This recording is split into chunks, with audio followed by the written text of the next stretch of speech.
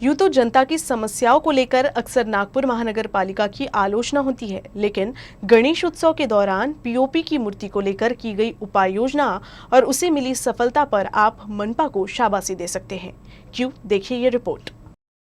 जल प्रदूषण के लिए जिम्मेदार पीओपी की मूर्तियों की स्थापना को लेकर इस वर्ष नागपुर महानगर पालिका को सराहनीय सफलता मिली है। इस बार पीओपी की मूर्तियों को लेकर समय रहते मनपा द्वारा दिखाई गई सतर्कता की वजह से न केवल बेहद कम प्रमाण में पीओपी की गणेश मूर्तियों की बिक्री हुई, बल्कि उनका विसर्जन भी हुआ है। पीओपी की मूर्तियों से होने वाले प्रदूषण को ही देखते हुए महानगर पालिका द्वारा शहर के तालाबों में विसर्जन पर पाबंदी थी। विसर्जन की पर्यायी व्यवस्था मनपा द्वारा तैयार किए गए 270 कृत्रिम टैंकों में थी।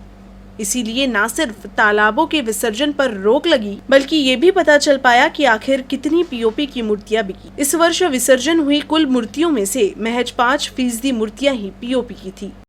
यावर्षी नागरिकांनी स्वतःहून दुकानदारांकडून खरेदी करताना 10-20 विचारणा केली गेली आहे की ते आम्हाला मातीचीच मूर्ती हवी। याचाच हा प्रतिसाद सध्या दिसून येतो आहे की 95% नागरिकांनी शहरामध्ये मातीच्याच मूर्त्या बसवल्या। केवळ 5% मूर्त्या या पीओपीच्या आढळून आलेल्या आहे।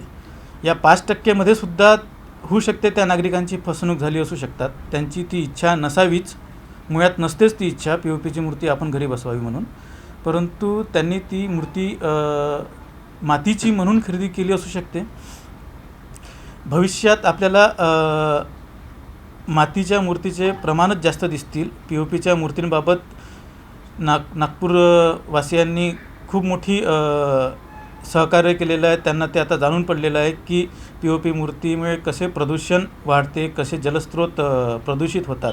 नागपूरकरांच्या सहकार्याने हे आपलं शक्य होऊ शकलेलं आहे।